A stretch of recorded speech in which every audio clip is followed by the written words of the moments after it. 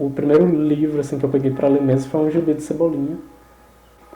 A adolescência, eu comecei a ler, acho que o que a maioria dos adolescentes lê, que é, sei lá, Harry Potter, Percy Jackson. Na época que eu nasci, em 97, tava tendo muito caso de crianças que estavam nascendo com algum tipo de deformação. E isso foi em decorrência de vacinas que os médicos estavam dando, que estavam vencidas, alguma coisa assim. E aí eu nasci, e quando eu nasci eles viram que eu não tinha essa parte do braço. E aí o médico, e eu não lembro qual orelha que foi, mas uma das minhas orelhas ela estava grudada.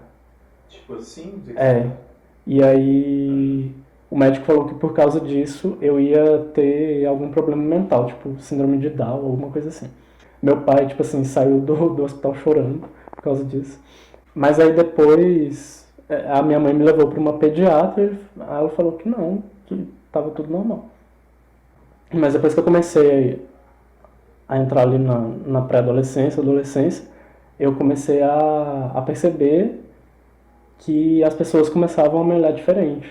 Começavam não, as pessoas me olhavam diferente. E quando eu era criança eu não percebia isso, porque eu tinha outras preocupações, né? Tipo, brincar, correr e tal.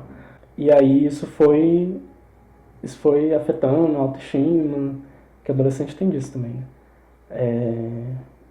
Então eu cheguei num ponto que eu começava a não sair de casa para não ter que me mostrar para os outros na rua. Sei lá, eu não conseguia nem ir na padaria, por exemplo. Que eu começava a tremer, enfim, não dava conta. Aí eu lembro que eu conheci um menino que ele tinha uma deficiência na perna, ele, ele tinha que se mover de muleta. E, e ele era um pouco mais velho, assim, que eu. E ele me explicou, assim, conversou comigo e falou que as pessoas olhavam para ele também, que elas nunca iam parar de olhar para ele e que eu tinha que lidar, que ele teve que lidar com isso. E aí eu percebi que eu também tinha que lidar com isso.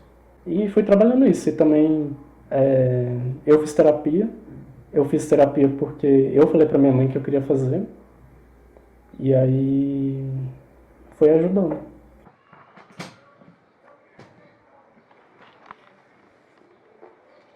Meu pai ele tinha um relacionamento muito próximo com um primo meu.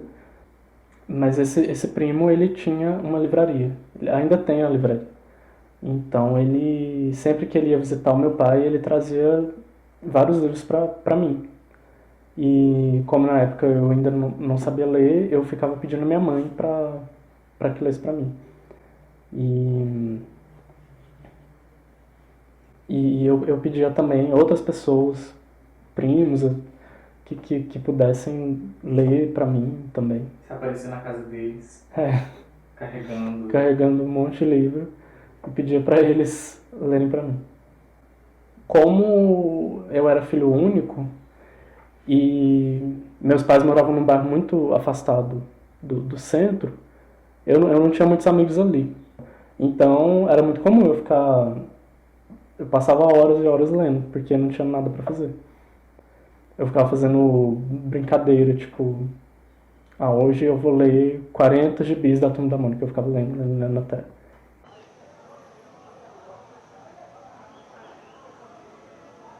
Um livro que me marcou muito foi Breves Entrevistas com Homens Hediondos, do David Foster Wallace, que é um autor estadunidense, porque é um livro de conto e muitos contos eu me identifiquei, assim, porque trata muito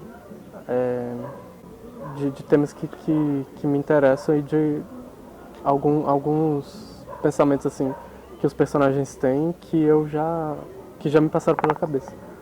Então, tem um conto nesse livro que chama A Pessoa Deprimida, que é sobre uma mulher que tem depressão e o jeito e essa depressão ela é alimentada pela insegurança dela. E muitos dos pensamentos inseguros dela eu me identifiquei, assim, porque eu também já tive, ou tenho às vezes. E isso me marcou muito, eu sempre indico ou esse conto ou esse livro.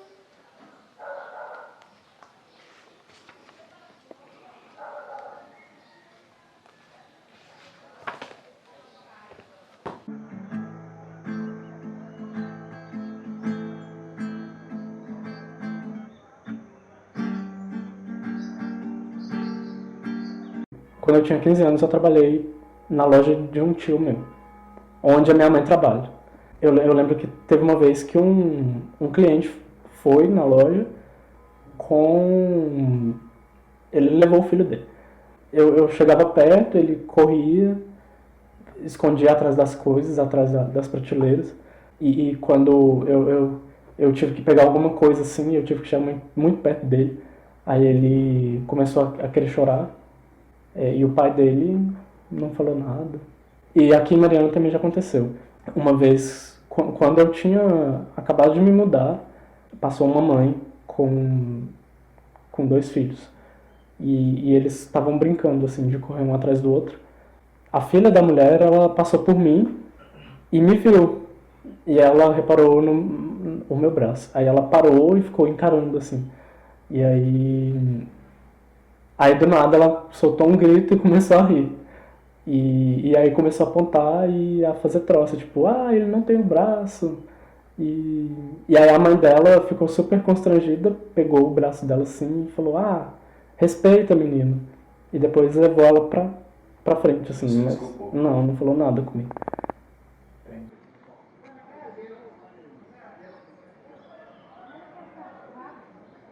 E eu lembro também que quando todo dia de encontro, como que chama?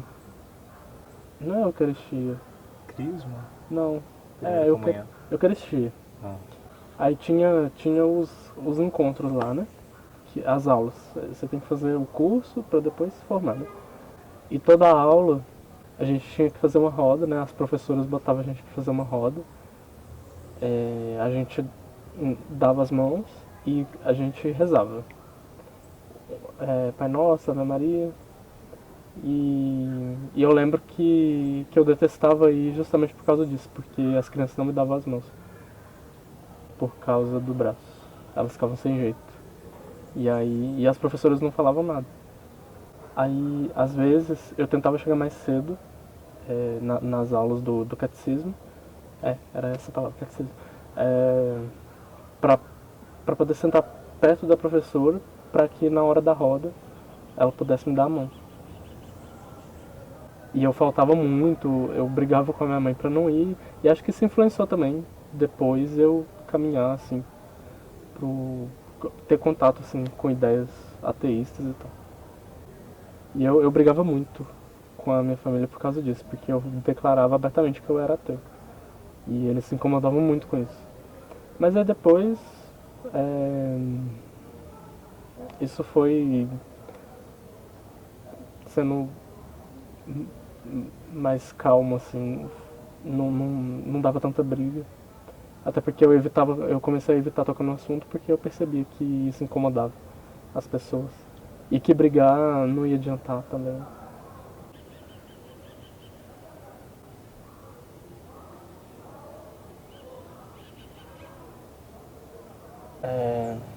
Quando eu mudei pra cá, eu não gostava muito de Mariana.